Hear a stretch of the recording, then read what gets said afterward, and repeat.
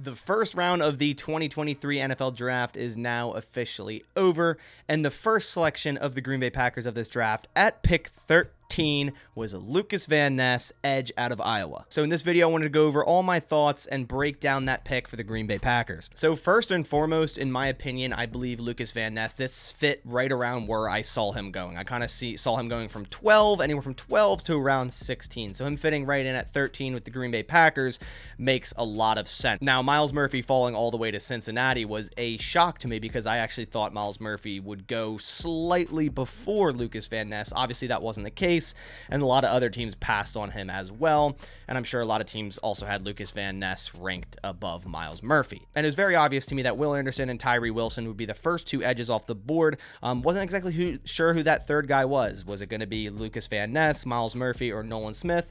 Ended up being Lukas Van Ness at 13 in Green Bay. And I think Van Ness really fits the Green Bay Packers defense in terms of versatility. He played some 3-tech at Iowa and then bumped out to edge and also played that and was kind of a better edge than he was 3-tech because he's a little bit undersized to play 3-tech at 272 pounds. But I think he fits perfectly into this Green Bay defense in terms of being an edge rusher, but in a pinch, they could move him in, hand in the dirt, as a defensive lineman if they really need to, in like a pass rush set for the defense. So Lukas Van Ness, we bring up his RAS score here, 9.39, 11-inch hands. He's 6'5", 272 pounds.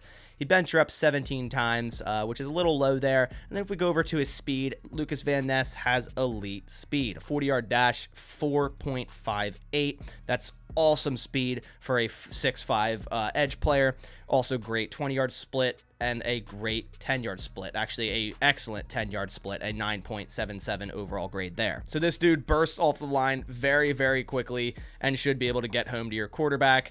And like the Packers always like, he has also a very high 3-cone, 7.02, and a good shuttle, which gives him a great agility grade overall. Now, his explosion grade, here's where it kind of isn't that great. He gets a good overall because his broad jump is 9'10", nothing great there, a little bit above average. But where he suffers is his vertical, 31-inch vertical, and that gives him a 4.29 grade. You usually like to see a little bit higher of a vertical and edge guy. That kind of correlates to their explosion off the line, but considering Lukas Van Ness has a great 10-yard split, I'm not too worried about that. Going over his stats, last 2 years at Iowa, he is a 2-year starter, and Lukas Van Ness will be 22 years old by the season start, so he's still very young and has a lot of play time ahead of him in the NFL. An overall grade of 80.2 last year. He played in 13 games and 478 defensive snaps. He had 9 sacks, 6 hits, 31 hurries, and in 2021, a 70.1 grade, 14 games. He had about just as many snaps, 462 snaps, but only 4 sacks, 10 hits, 14 hurries. Last year, he had a 74.3 pass rush grade and 80.9 run defense grade, so he's good in both aspects there,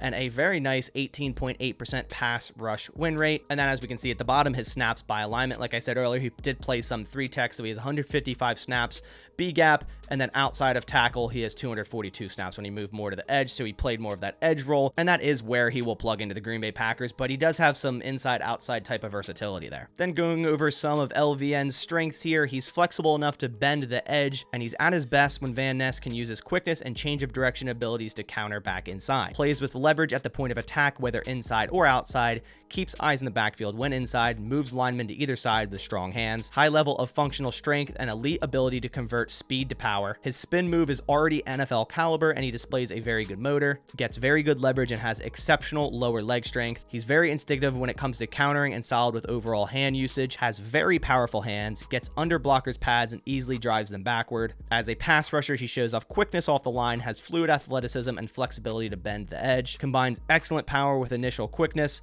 but one of his best attributes are his violent hands, which he uses with impressive precision. So yeah, that kind of summarizes the whole, really great 10-yard split, can burst off that line, has very, very strong hands, and is a lot stronger than his 17 bench reps show. This dude definitely has the strength and speed to get his hands on linemen and win those 1v1s. Now going over some of LVN's weaknesses here, he's susceptible to cut blocks, a tactic that was used on him often. He has limited experience, has played only 2 years of college football, struggles recognizing blocking schemes, has been able to dominate at college with power. This won't be possible at the next level where he'll need a greater set of rushing tools. Van Ness doesn't show much in the way of a dynamic change of direction ability on counter moves and also has a limited repertoire of pass rushing moves. Overall, I think LVN is an athletic freak, and yes, he is a little bit raw, but I think coached up in the right way, which I think would be excellent under Rashawn Gary and Preston Smith, this guy could become a real problem at edge rusher for the Green Bay Packers.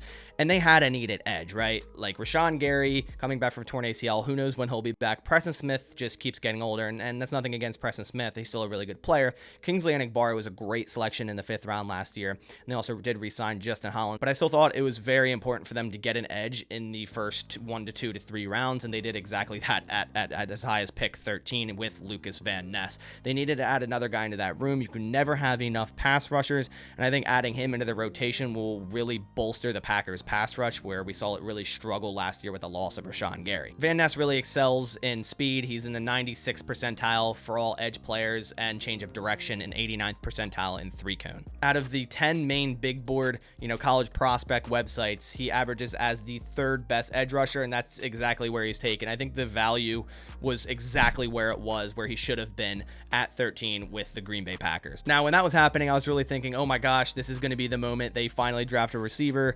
JSN, since the first time since 2002 with Javon Walker, JSN fell all the way to 20.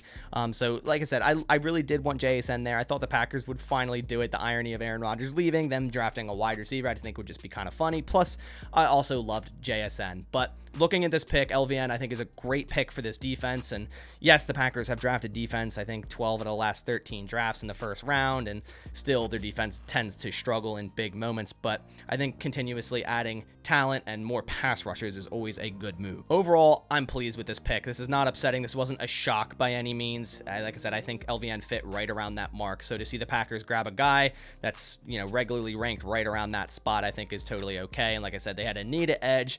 And as long as they address offense tomorrow in the 2nd round, 3rd round, they have 2 picks in the 2nd round at 42, 45, and they also pick at 78. And there's a lot of offensive talent still on the draft board. Michael Mayer fell out of the 1st round. Jalen Hyatt fell out of the 1st round. Jonathan Mingo's still there. Darnell Washington, Luke Musgrave, Sam Laporta. And then on defense, Joey Porter Jr. fell out, although I do see him going at 32 to the Steelers. Brian Branch is still there. And then if they wanted to go offensive line, there's guard Osiris Torrance, and there's also tackles DeJuan Jones and Cody Mauch that could definitely be in play for the Packers in the 2nd round. But we'll see what happens tomorrow. I will be live streaming again starting at 6:45 Eastern Standard Time. I appreciate everyone coming out to my live stream in the 1st round. It was definitely a blast. So come on out tomorrow. We'll see what the Packers do in the 2nd round. They could potentially trade up a little bit, grab someone like Michael Mayer. We'll see exactly what happens, but I'm super excited for the 2nd round and 3rd round tomorrow. The Packers should go out there and grab some offensive weapons. But that about does it for this video. Appreciate everyone watching. Hope you enjoyed this one. I'll catch you on the next one, and as always, go Pack Go.